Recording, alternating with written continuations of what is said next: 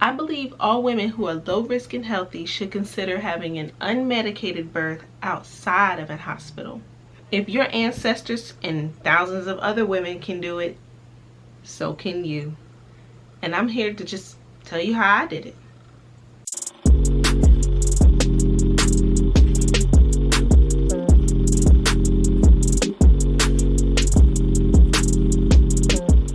I took a doula training class at Hollis University where I read books on birth, saw videos of women giving birth, and I even learned about the American medical system and their techniques, which made me wonder what I'd want my birth story to be. I've heard stories about African women working all day through their contractions, and when it was time for them to give birth, they grabbed a tree, grabbed their midwife, and had their baby, unmedicated, unbothered, in an environment they knew. And that sold me. So the first thing I did to prepare for an unmedicated birth was release all fear. Fear brings on tension, which in turn brings on pain. If you surrender yourself to your body and your baby, they know how to birth, which therefore releases tension, and there is no pain. Just a little bit of uncomfortableness, but rather be uncomfortable than be in pain, right? So another way I prepared was practicing hypnobirthing. I learned about this technique from a friend, and I was open to different ways of birthing or just any way that would help me, and it sounded practically doable. So there's an app that I use called Expectful, where they have audio lessons on hypnobirthing and also meditation, visualization, and relaxation techniques that you can use in childbirth in any setting. And that's hospital, home birth, with an epidural, back labor. It has all lessons. So another way that I prepared for an unmedicated birth was I drank red raspberry leaf tea and I ate Medjool Dates, which I did not like at all, and it had to be hidden in my oatmeal just for me to eat them. But I ate them anyway, and I ate those more closer to my due date, and I'm gonna tell you why. So red raspberry leaf tea is used to strengthen the uterus, prevent excessive bleeding after childbirth, and improve labor outcome. So it is typically recommended for second and third trimesters, but you can use it in your first trimester if you have nausea or. So the Medjool Dates were used to shorten labor. It prevented any induction, so it would soften your cervix. And also it gave a lot of natural and very important minerals and vitamins to me as well. So I definitely recommend the dates. I don't know if you like texture, or if texture is a thing about, you know, what you eat. That's why I just could not eat them. So another thing I did was prenatal yoga and exercise. So mostly every morning I would wake up and do the sun salutation yoga 3 times. I would do yogi squats, warrior 1, warrior 2, warrior 3. All of the good yoga practices that you can do during pregnancy that'll help strengthen your pelvic floor, stretch your body, and just get you moving.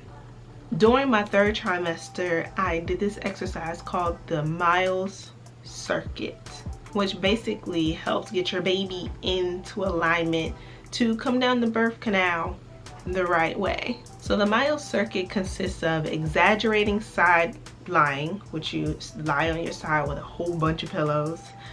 Another one is open knee chest, which is you with your chest on the floor and your buttocks in the air, just letting your baby have a little bit of room to wiggle around and move into position. And another one is going up the stairs sideways. Don't ask me what that does, but I'm sure it still helps your baby get into alignment. I feel like the most important method to having an unmedicated birth is feeling safe and secure while birthing. You want to birth somewhere where you feel safe and you feel secure. And I think that's really important, because with that you relax your body, and of course you trust your body more, and you have less noise in your head, and you are surrounded by people who love you. So how safe and secure is that, and how wonderful is that to bring a new life into the world feeling that way, right? But my main reason is that melanated women are dying during pregnancy, childbirth, and after at a rate of 12 times more than white women. And this is just a fact. This is all a reason to hire a doula. Now, your doula will advocate for you. They will not make decisions for you, and they will not influence your decisions unless you ask them their opinion.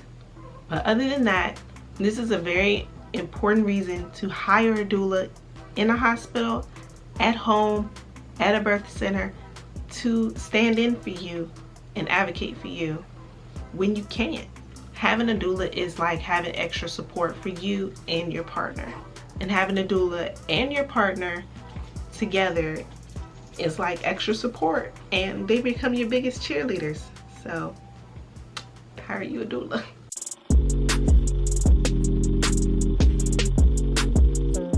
They still don't think black women feel pain. Yeah, there is a study that came out last year where they asked a bunch of new doctors that were going into the world, which is what's scary, about how they perceive black people, not just black women, black people, as having pain on a scale white people have pain. And literally 62% of the doctors that were going into the world believed that black people felt pain differently than white people. And that still is just so insane to me. So I always ask for people, like, if you're going to a doctor, make sure they're not one of the doctors in the world that think your pain is less than a white person's pain, which is terrible. It really is. That is terrible.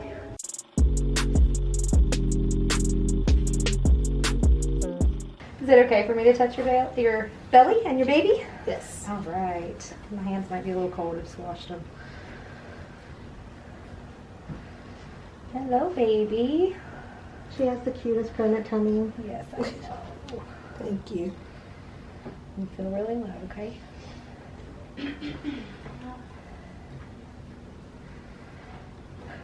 Little baby booty sticking it out. It's a booty right here? Yeah. Yeah, I feel like this is booty and back all along this side. Told you I felt this booty. And you probably feel, you know, limbs over here and sometimes a knee or a little foot sticking out over here if he's stretching it out really good. Oh, hello.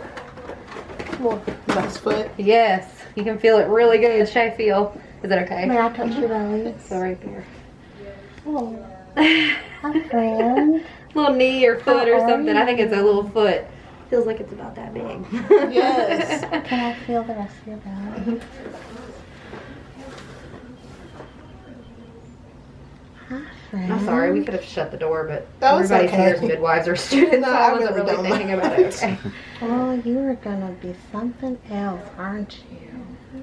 See ya. You feel head down low? Sure. Can I go a little lower? Mm-hmm.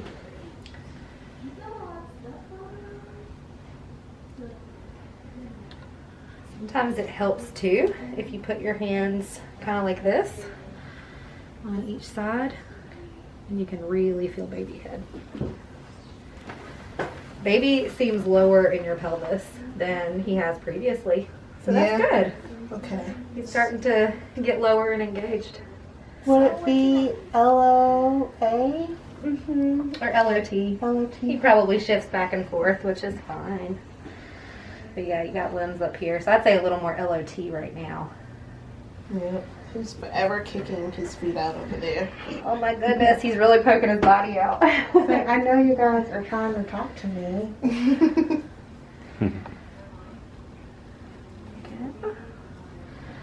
Let's see how big he's getting. Your fluid level feels really good too.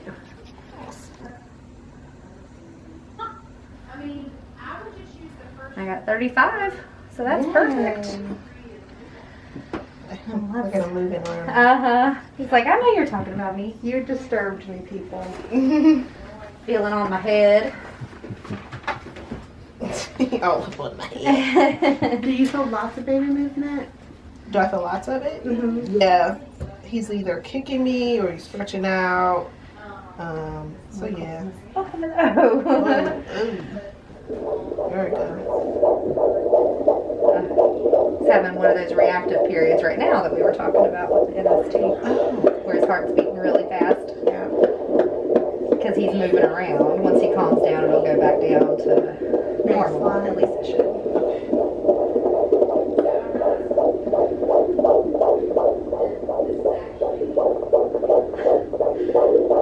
He's like, I'm just going to move the whole time, though. So. It's like 160, isn't it? Yeah, that's what I got. Just listen for a minute, see if it slows down a little bit. He's like, if you can catch me. I'm moving. He doesn't like things. He's moving.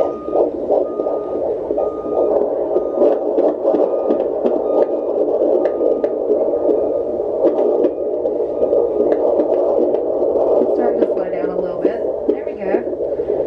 And there's his baseline. So he did exactly what I would expect him to do. He sounds great.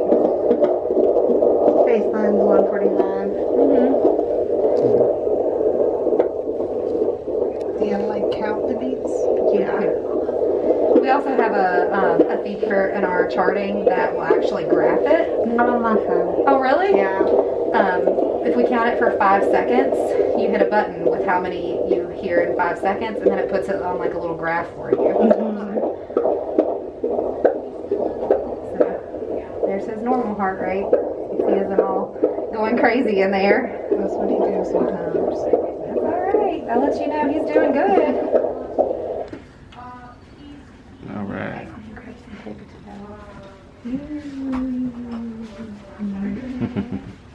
I can't wait to meet you, baby. Yes. We're all very excited. Yes. It's gonna be so loved. So if you're giving me snaps on anything in this video, or you found it educational, informational, or you just loved it, period, please like this video and subscribe. We're gonna have more videos talking about pregnancy, birth, and of course behind the scenes of my family, so a lot of home videos as well. I really appreciate you coming to my TED Talk. I hope you have a wonderful day. Bye.